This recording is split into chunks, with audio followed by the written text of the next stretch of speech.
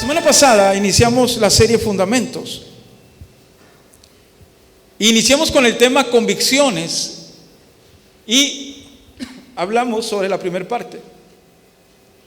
Este día estaremos abordando la segunda parte de nuestro tema, convicciones de la serie Fundamentos. El domingo pasado mencionamos que esta serie tiene como objetivo o finalidad regresar a los principios bíblicos que sostienen nuestra fe, que sostienen nuestra esperanza y que sostienen nuestro credo. Es importante volver a reafirmar lo que dije la semana pasada, que lo que yo creo me define. Lo que yo creo me da identidad. Repito, lo que yo creo me define como persona, como discípulo de Jesús. Y lo que yo creo me da identidad. Ahora bien, la semana pasada vimos dos fundamentos importantes: la Trinidad y Dios. Aunque lo que toqué con la Trinidad era sobre la teología de la Trinidad, que muchos no entienden, y hablé sobre ello y no hablaré hoy. Usted puede checar el sermón de la semana pasada por nuestras páginas o redes sociales. Pero después hablamos sobre Dios. Hoy tocaré rápidamente algunos aspectos, me detendré en algunos de los que voy a mencionar, porque al final quiero llegar a un punto importante, que es el que encierra el todo del por qué nosotros debemos de creer o tener un credo muy firme.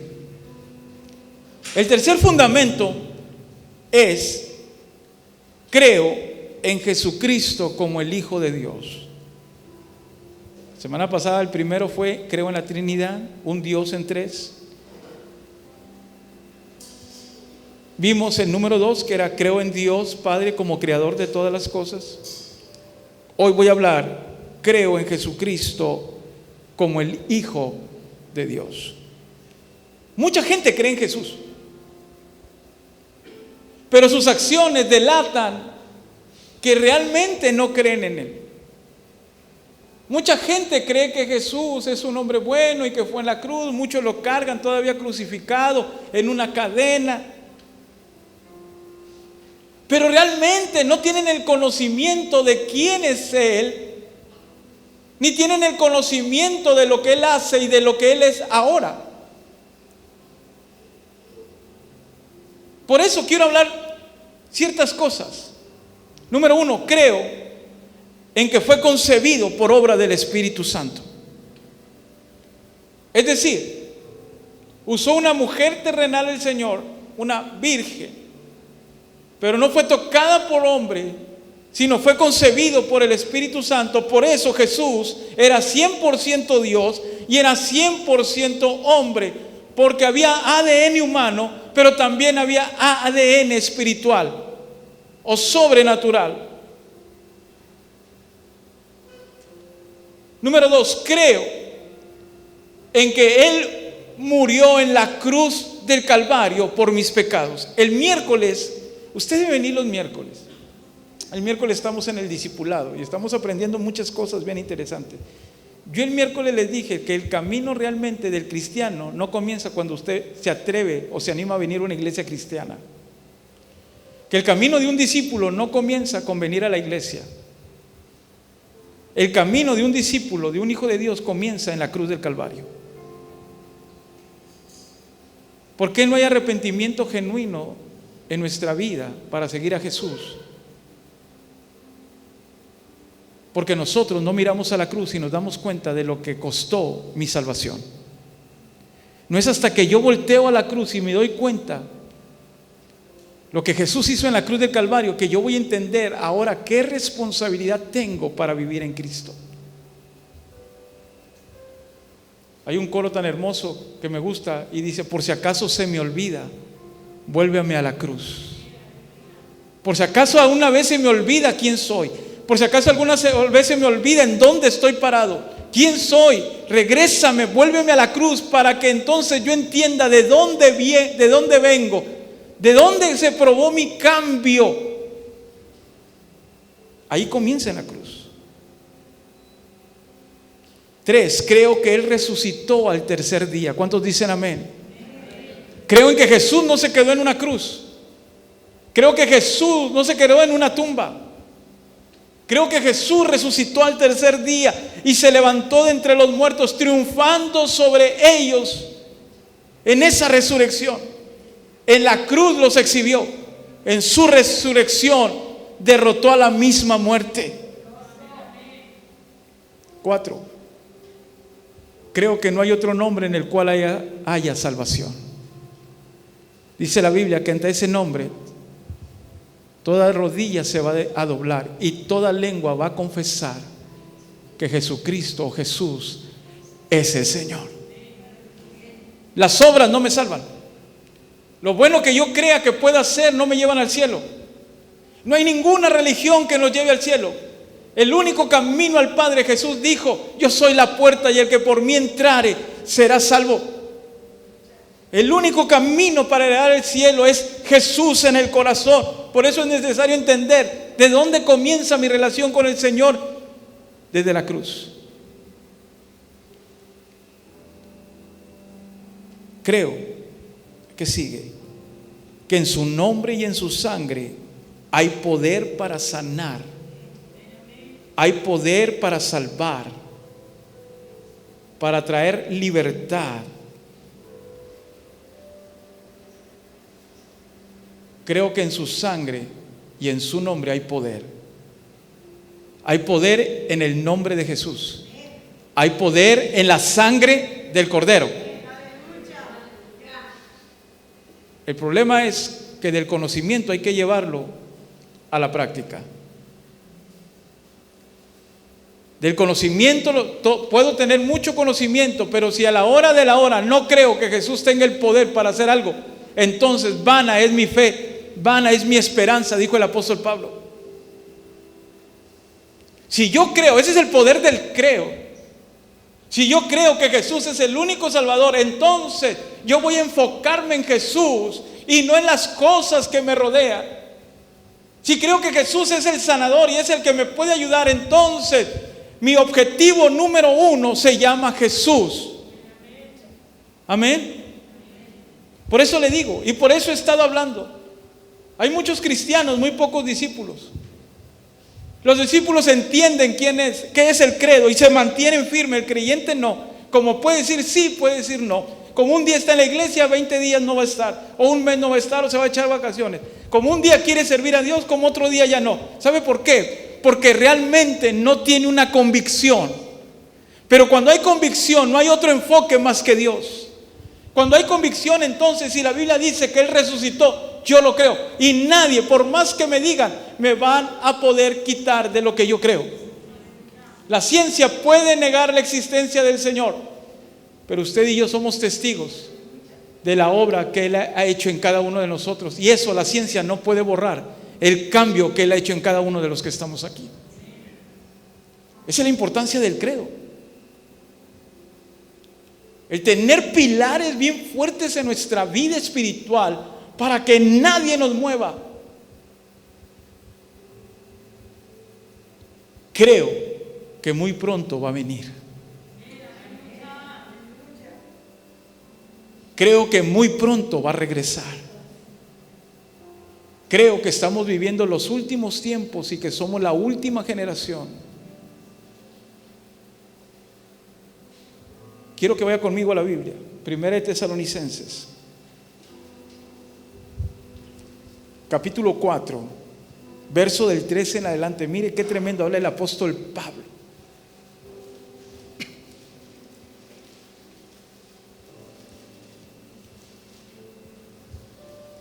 Antes de leer, quiero que vea esto, o que escuche esto más bien. Si yo no comprendo lo que pasó en la cruz del Calvario, si tengo problemas para entender que Él es el único camino, y me asusta el que me digan que Cristo viene, entonces hay problemas muy serios. Porque alguien que entiende lo que está pasando y ya empezó su vida desde la cruz del Calvario entendiendo eso, y escucha que Cristo viene, el apóstol Pablo dice que esas personas levantan su cabeza porque su redención está cerca. Una canción muy antigua dice: ya no hay temores en mi ser, si mi Jesús conmigo está. Y si está conmigo, es la seguridad entonces que vamos por buen camino. Capítulo 4, verso 13 dice: tampoco queremos, hermanos, que ignoréis acerca de los que duermen. Hablan de los que ya se nos adelantaron, para que no se pongan tristes como los otros que no tienen esperanza. Qué hermoso, hermano, nosotros tenemos esperanza de que un día los volveremos a ver. Porque si creemos que Jesús murió, mire la palabra creer, eso se llama credo. Porque si creemos que Jesús murió y resucitó, así también traerá Dios con Jesús a los que durmieron con Él. Por lo cual os decimos esto en palabra del Señor, que nosotros que vivimos, que habremos quedado hasta la venida del Señor, no precederemos a los que durmieron. Porque el Señor mismo, con voz de mando, con voz de arcángel y con trompeta de Dios, descenderá del cielo, y los muertos en Cristo resucitarán primero. Luego nosotros, los que vivimos, los que hayamos quedado, seremos arrebatados juntamente con ellos en las nubes para recibir al Señor en el aire, y así estaremos siempre con el Señor. Por tanto, aliéntense los unos a los otros con estas palabras. Jesús vendrá. Vendrá como ladrón en la noche. Ese cómo habla de que Jesús no es ladrón, porque un ladrón se lleva lo que no es suyo. Jesús viene por lo que le pertenece. Pero ese cómo es el símil, algo inesperado, algo que nadie espera, algo que sorprende, que no nos va a dar tiempo, que solo será la trompeta y no lo van a escuchar todas las naciones o todas las personas. La trompeta, que es un llamado de Dios, solo será escuchado por los hijos de Dios.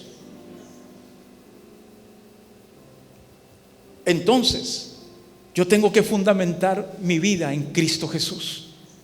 Si creo que Él murió, que Él resucitó, entonces también creo que se va a cumplir la última promesa de Él, que donde Él esté, nosotros también vamos a estar con Él. ¿Cuántos dicen amén? Fundamento número 4. Creo en el Espíritu Santo. Creo en el Espíritu Santo como el que sella nuestra vida. Es decir, el que nos hace reconocer en lo espiritual a quién le pertenecemos. Yo lo puedo ver usted me puede ver a mí, pero realmente no podemos ver si el Espíritu Santo nos ha sellado o no.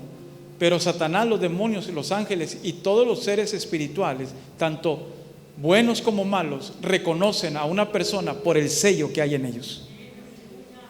Así que el Satanás dice: ese tiene el sello, ese es de Dios, no lo toquen. Pero cuando mira a alguien que no tiene el sello, Satanás se da cuenta que le pertenece a él. Efesios capítulo 1 versículo 13.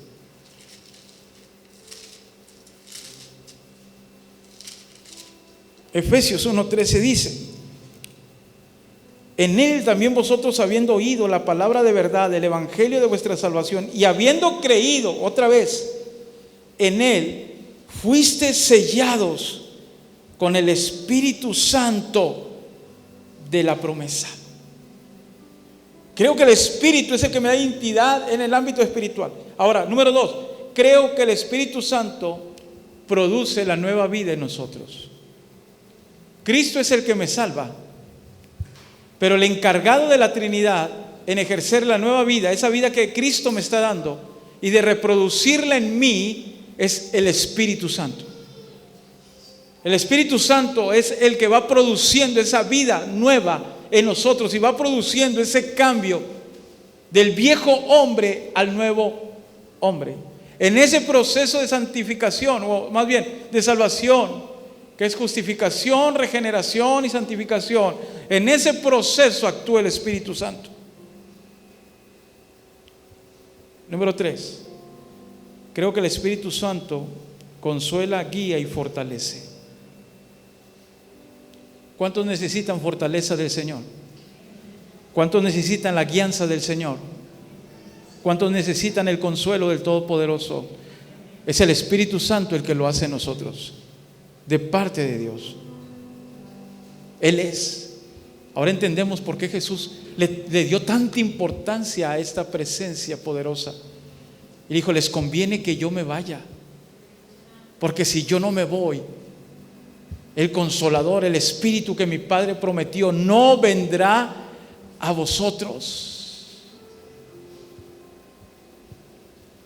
Número 4, creo que el Espíritu Santo llena y bautiza. ¿Cuántos dicen amén? Hechos capítulo 2, versículo 1 en adelante.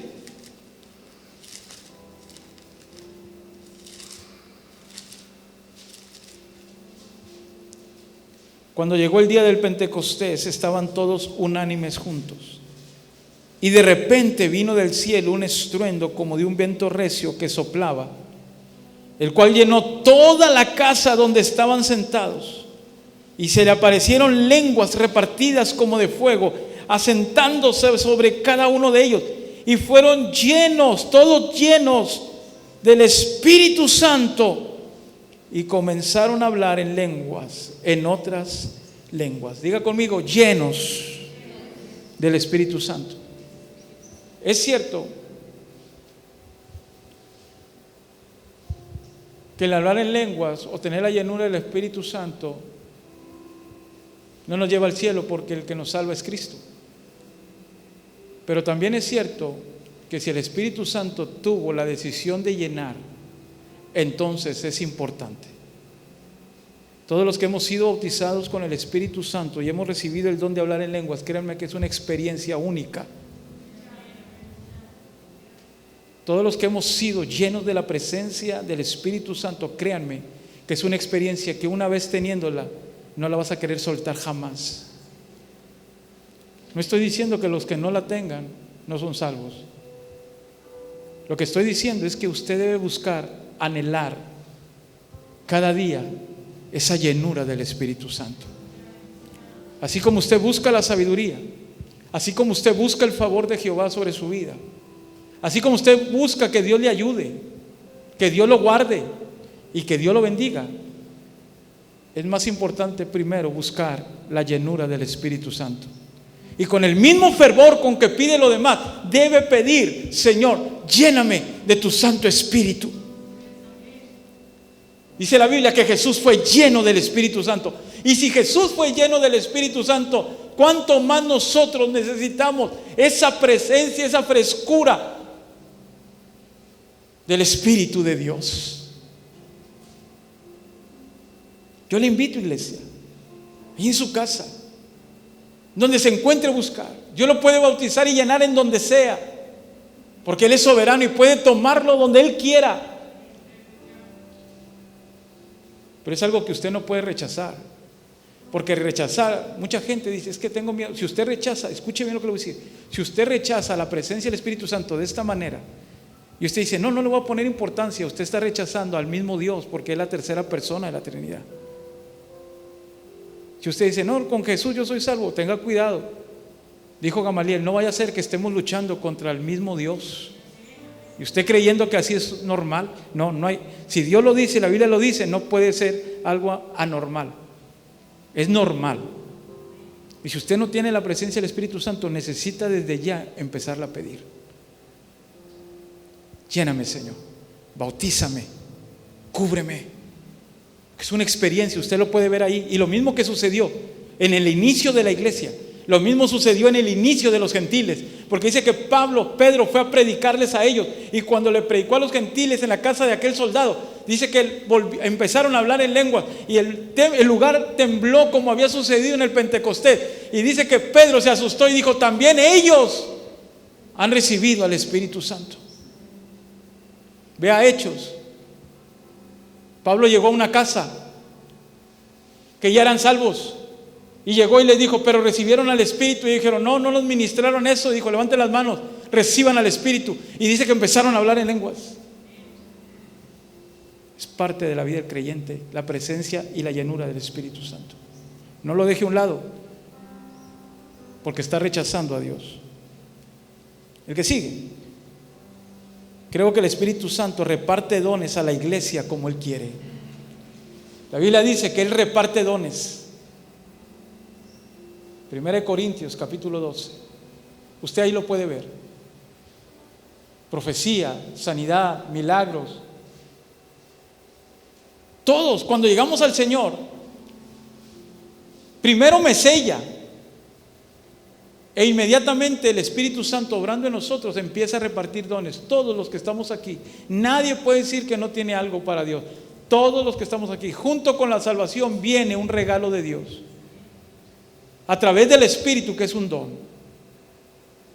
Así que todos los que estamos aquí sentados, si recibieron a Cristo en su corazón, primero, no duden que el Espíritu lo selló. Número 2, no duden que Dios ya repartió un don a través del Espíritu en su vida. Por lo tanto, hay que ponerlo a producir.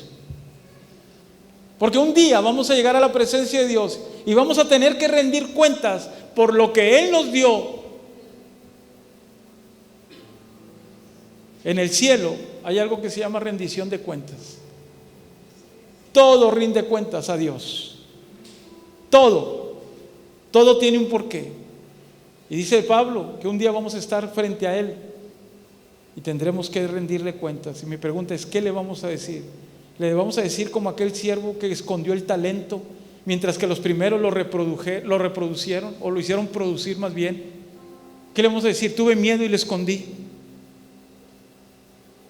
Esa parábola de Jesús va directamente a lo que estoy hablando. Si tú tienes algo para Dios, sácalo y empieza a funcionar, y pide al Espíritu Santo que te guíe para hacerlo. Que sigue, creo que el Espíritu Santo testifica de Cristo. No hay otra persona que me revele a Cristo más que el Espíritu Santo. Jesús dijo, Él no hablará de lo suyo, sino tomará de lo mío y se los hará saber a ustedes. Así que el Espíritu me hace escuchar a Cristo. Hace mucho yo expliqué que en el Antiguo Testamento Dios Padre se hablaba, se oía. En el inicio del Nuevo Testamento, en el ministerio de Jesús, Dios ya no habló, ahora Dios se vio, era Jesús en persona. Jesús dijo, el que me ha visto a mí ha visto al Padre. En este tiempo, el que me hace escuchar a Dios y ver a Cristo obrando es el Espíritu Santo. Nadie sin el Espíritu Santo puede creer haber escuchado a Dios o haber visto, porque el único que lo produce en nosotros es el Espíritu Santo. ¿Qué sigue? Creo en el Espíritu Santo que redarguye y contricta de pecado. Cuando somos hijos de Dios, aquel que nos dice, es como una alarma en nosotros que trae discernimiento. Es el que hace esa obra en nosotros. Creo en el Espíritu Santo. Creo que el Espíritu Santo entregará a la iglesia cuando Cristo venga. Cuando Jesús venga, quien se va a encargar de llevar a la novia al cielo. Ayer tuvimos boda aquí y el sábado pasado también hubo bodas. ¿Quién te entregó a ti, hija? Tu hermano mayor te entregó en la boda. Ayer el tío de la novia lo entregó, que venía de Estados Unidos. En todo boda siempre hay alguien que entrega a la novia, ¿verdad? La Biblia dice que la iglesia es la novia de Jesús, y quien la va a entregar del brazo cuando Jesús venga va a ser el Espíritu Santo. Y el Espíritu Santo va a llegar con el novio y le va a decir, aquí está la esposa. Por eso el Espíritu Santo la cuida celosamente. Por eso el Espíritu Santo es importante en nuestra vida, porque Jesús viene por una novia sin mancha y sin arruga. Fundamento último, fundamento quinto. Creo en la palabra inspirada de Dios.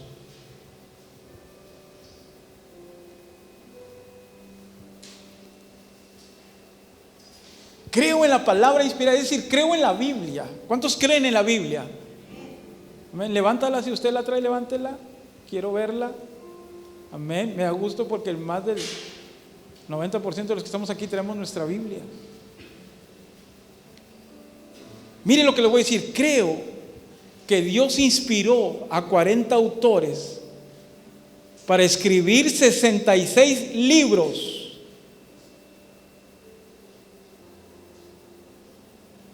Creo que Dios inspiró a 40 autores, que son los que escribieron la Biblia, para escribir 66 libros en un periodo de 1200 años de diferencia, o en el tiempo, en 3 idiomas diferentes: hebreo, arameo,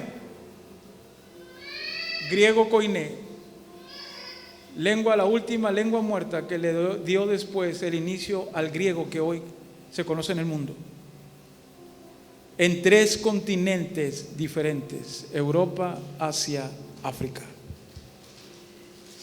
Si alguien creía que la Biblia nomás fue así, ya le dije algunos datos. 40 libros, 40 autores lo escribieron. En 1200 años más o menos fue el periodo en que se escribió. La gran mayoría de ellos no se conocieron. El autor de Juan, o autor de Apocalipsis, Juan el apóstol, no conoció a Moisés, que escribió los primeros 5, y posiblemente Job. Pablo, que escribe todas las epístolas, no conoció a Isaías, ni a Jeremías, ni a los profetas menores. Es más, David, que escribió los salmos, no conoció ni siquiera a quien escribió Ruth.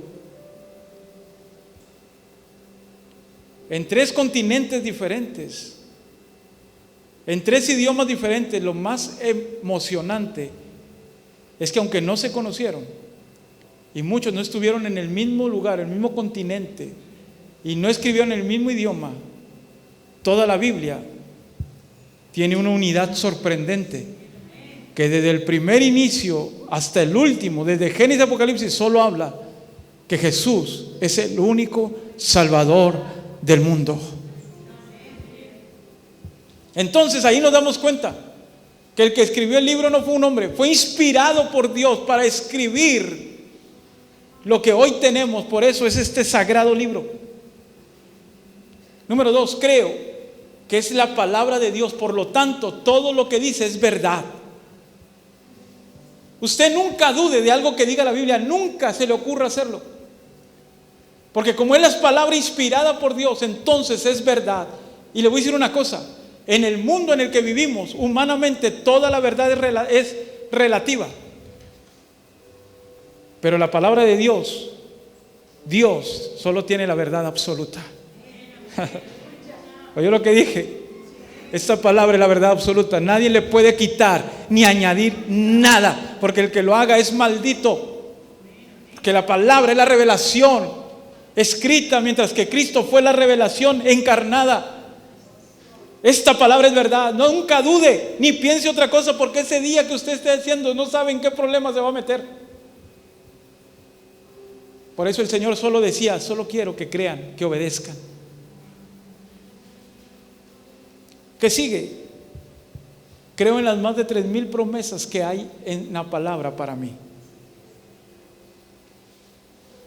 Si conociera todo lo que Dios le promete, créame que usted entendería bajo qué cobertura estamos. Yo le aseguro que muchos de nosotros nos hemos sentido solos en algún momento, angustiados, dijo Pablo. Nos hemos sentido en apuros y creemos que estamos solos luchando contra el mundo. Pero cuando alguien conoce las más de 3000 promesas, es cuando se da cuenta que aunque esté todo solo, hay una cobertura más grande que cualquier cosa sobre nosotros. Que el Señor solo dice: clama a mí y yo te responderé y te enseñaré cosas grandes y ocultas que tú no conoces. Cuando comprendemos y conocemos las más de 3,000 promesas, nos damos cuenta que nunca estaremos solos, que Dios tiene siempre una puerta abierta para nosotros. Creo en la unidad de la Escritura, lo que mencioné hace un momento. Toda esta palabra dice lo mismo, de diferentes maneras, con historias diferentes, pero es lo mismo. En todos los libros se presenta a Jesús, tal vez en profecías. ¿Sabían que la primera profecía sobre Jesús y sobre su victoria en la cruz aparece en Génesis capítulo 3, versículo 15? Cuando habla de la simiente de la mujer y la simiente de la serpiente, cuando dice, esta te herirá en el calcañar. Hablando de la serpiente, hablando de lo que iba a tratar de hacer, destruir a Jesús en la cruz del Calvario. Génesis 3:15, el protoevangelio le llaman los teólogos. Pero cuando habla de la simiente de Cristo, de la mujer que es Cristo, dice, pero esta te herirá en la cabeza. Oh, entonces somos más que victoriosos. Que Satanás fue herido de muerte en la cruz del Calvario. Creo que la Biblia es el arma poderosa espiritual. Vayan conmigo, Efesios 6:17, ya vamos terminando. Efesios capítulo 6, versículo 17.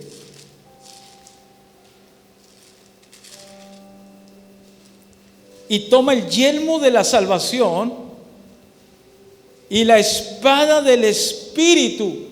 ¿Cuál es la espada del Espíritu? Dice ahí, que es la palabra de Dios. Esta palabra es la espada espiritual. Toma la espada del Espíritu. Hablando del quinto fundamento que es la Biblia, termino diciendo, creo que la Biblia es el único medio que produce fe y esperanza. Creo que la Biblia es el único medio que produce fe.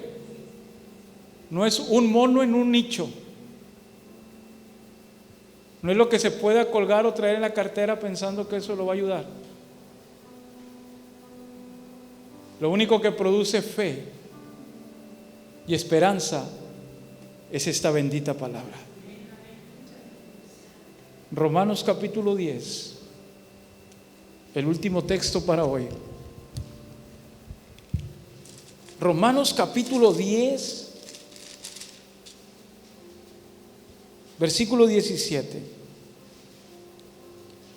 Así que la fe es por el oír. ¿Por dónde entra la fe? Por el oír. ¿Y el oír qué? La palabra de Dios. Lo único que produce fe en la vida y esperanza es la palabra de Dios. Por eso Jesús dijo, no solo de pan vive el hombre, sino de toda palabra que sale de la boca de Dios. Porque es lo que me da fe, es lo que me da esperanza. La fe, la certeza, es la esperanza de lo que en este momento no miro, pero que va a ocurrir si yo creo en lo que Dios puede hacer.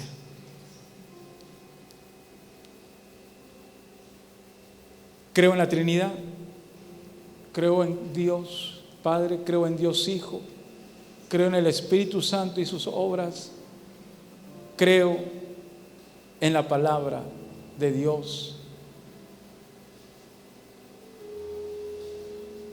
¿Por qué es importante creer? Hoy el Evangelio está siendo golpeado duramente. Escuche lo que le voy a decir.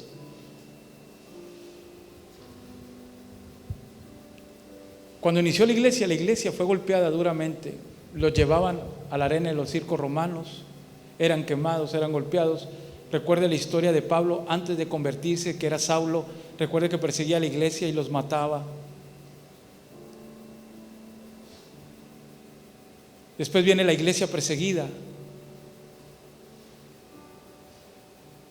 Y después el mundo parece que quedó en un stand-by muy tranquilo, donde gloria a Dios en nuestro país, no en otros países, Pero en nuestro país se nos permite adorar a Dios y buscarlo, y parece que todo está en una tranquilidad, pero esa tranquilidad es relativa, yo le dije. Porque yo creo firmemente que antes de la venida de Cristo tiene que venir un último colapso contra la iglesia. Y ese colapso va a producir dos cosas: que la verdadera iglesia se avive y que la iglesia que no es discípulo de Cristo se venga abajo, ceda. Amén. Ahora entiendo por qué Jesús, cuando habló sobre los últimos tiempos, dijo: vendrá un tiempo donde yo separaré a las ovejas de los cabritos. Así dice la palabra. Porque el último golpe vendrá sobre la iglesia, y los que resistan, vendrá el Espíritu Santo sobre ellos, sobre la iglesia, como jamás se había visto. Esa es la promesa. La promesa de Joel es para los últimos tiempos. La promesa de Joel y de Ezequiel capítulo 37, cuando dice: sopla de los cuatro vientos y pide al Espíritu, ven. La iglesia terminará en un avivamiento cual nunca se ha visto. Pero la iglesia que se olvidó se vendrá abajo. El creyente que no fue sincero con Dios y en su vida espiritual terminará ahí.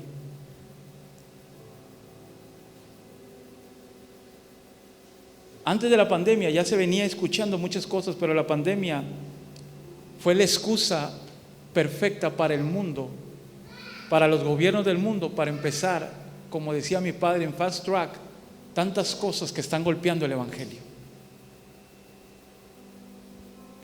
China le acaba de pedir a Estados Unidos que no haga tantos música cristiana, porque están llenando, a través de las redes sociales, están llenando a China de canciones cristianas, y ha pedido que por favor detenga la producción de música cristiana. Y usted dice: ay, pero China, ¿cómo está mandando a Estados Unidos? Si usted no sabe cómo está el mundo global, Estados Unidos está endeudado con China.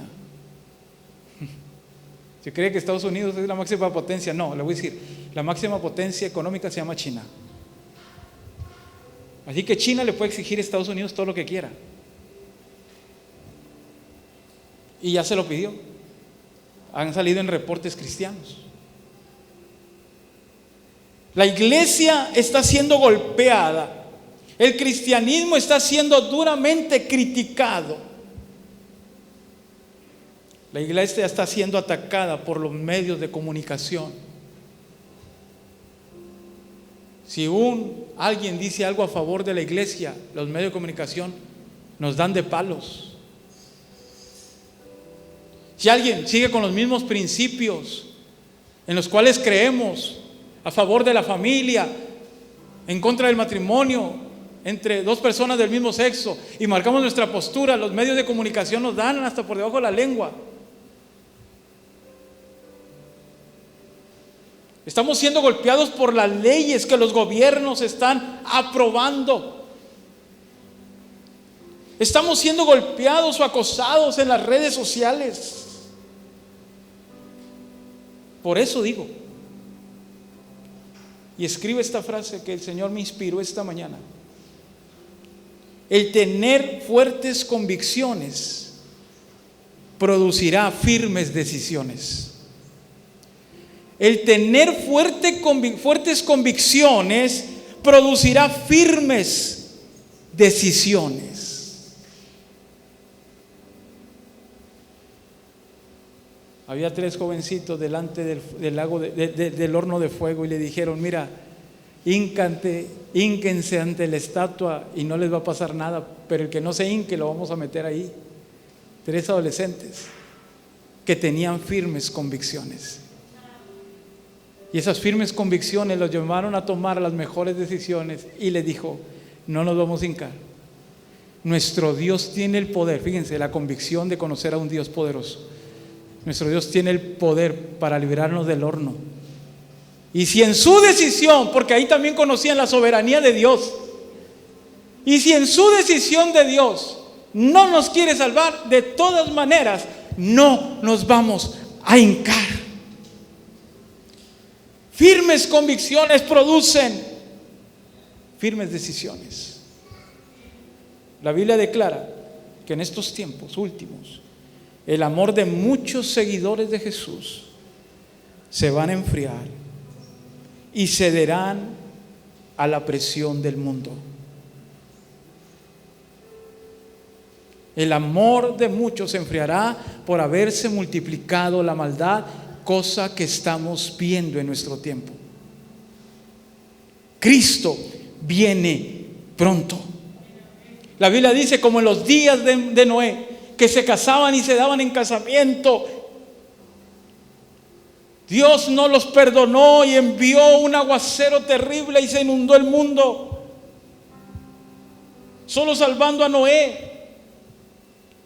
También la Biblia dice que como en los tiempos de Sodoma y Gomorra, que Dios no los perdonó, se cansó y fue destruido por fuego. Termino así. Cada vez que usted mira un arco iris en el cielo, ¿qué piensa?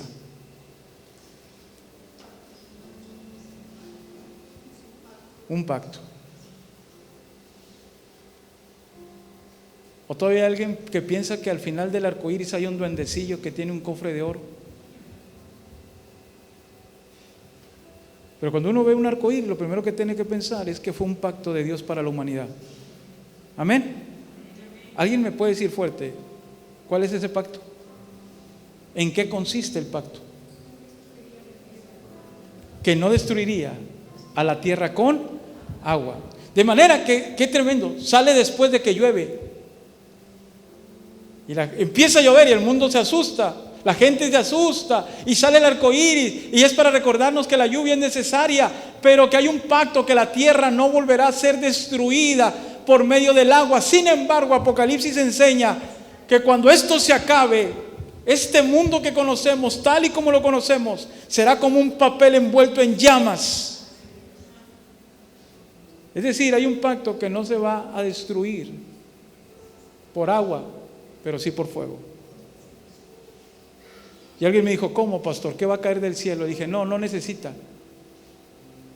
Todos los volcanes en el mundo, métase a Google y busque dónde están los volcanes en el mundo, todos los que existen, todos están tan bien ubicados que el día en que a todos se les ocurra hacer erupción, el mundo se quema completamente, sin quedar un solo centímetro.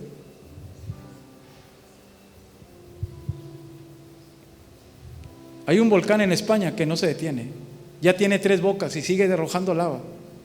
El Kilauea en Hawái, como nunca. El Popocatépetl ha tenido exhalaciones muy seguidas y ya cada vez más altas y más peligrosas, que aunque no ha prorrumpido, ha irrumpido el golpe, se están preparando, porque ya es muy raro que todos los días estén haciendo exhalaciones tan grandes. Para los que vivimos en el norte de México, salieron noticias hace algunos años que aquí en Morelos un hombre cavó como 30 centímetros en la tierra y puso un sartén en la tierra, puso un huevo, lo abrió y se coció. Porque todos los que vivimos en el norte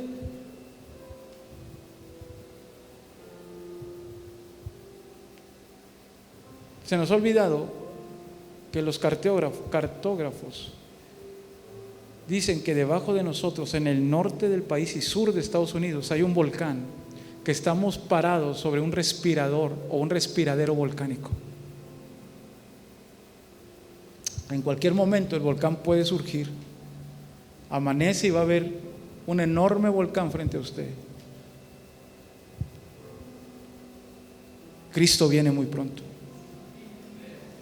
Y todas esas señales nos están diciendo que el pueblo de Dios tiene que tener convicciones firmes. Porque junto con la venida del Señor, junto con entender que Cristo viene, viene la otra parte, que tenemos que estar firmes, porque el amor de muchos se va a enfriar. Solo los que permanezcan hasta el final serán salvos y se les dará la corona de la vida.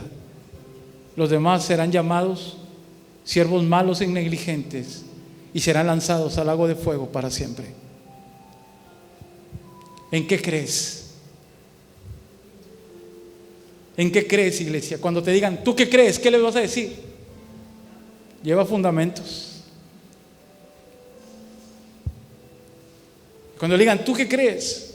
Esto, lo que yo creo, me va a mantener fiel hasta que Cristo venga o la muerte me llame. Esto que creo, esto que yo creo, me va a mantener hasta poder llegar a salvo y decir, terminé mi carrera con gozo. Y escuchar la voz hermosa y melodiosa y dulce del Señor diciendo, buen siervo fiel, en lo poco fuiste fiel, en lo mucho te pondré. Póngase de pie, por favor, en esta hora.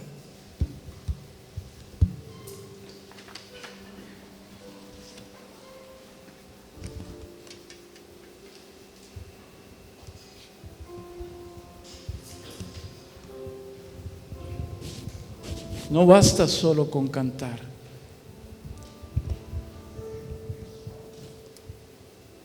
No es suficiente solo con querer hacer.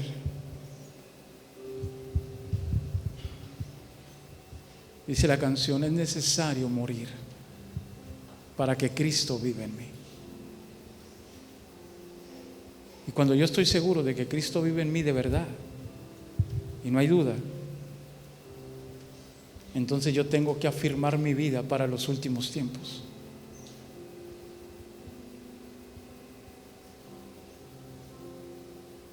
Y esos tiempos se acercan porque la condición que estamos viendo en la humanidad y en la naturaleza nos dice que esto se acaba muy pronto.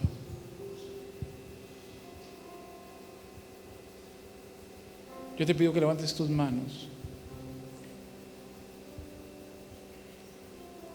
Y si a alguien es necesario decir, Señor, perdóname, vuélveme al gozo de tu salvación, al gozo del primer amor. Si alguien necesita regresar a ese principio, es necesario, es importante que lo hagas.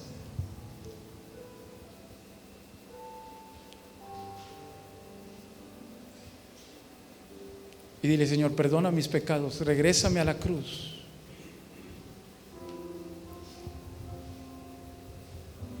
Te recibo como mi Señor y Salvador. Si alguien necesita reconciliarse con Dios, ese es el momento, y dile, Señor, no quites de mí tu Santo Espíritu. Creo en ti, Jesús, como el único Salvador. Creo en ti, quien tiene todo el poder. Creo en que pronto vas a venir. Creo en ti, Espíritu Santo, que me has sellado con tu presencia y me hace reconocer que le pertenezco a Dios en los ámbitos espirituales. También creo que eres el que me guía, me contricta de pecado, me redarguye.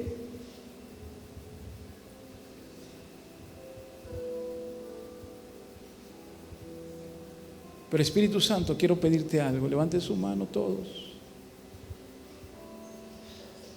Quiero pedirte que me llenes, que me bautices.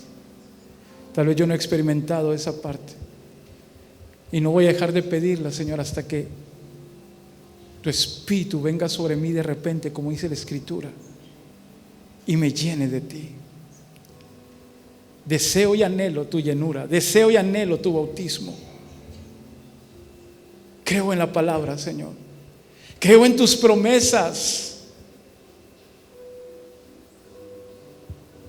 Perdóname si en alguna vez he dudado de algo que tú has prometido. Perdóname si a veces, en medio de mi necesidad y mi urgencia y mi estrés, corro a otro lugar en lugar de ir a tu palabra y fortalecerme y encontrar el mensaje de amor y de esperanza que hay para mí, para mi familia. Perdóname.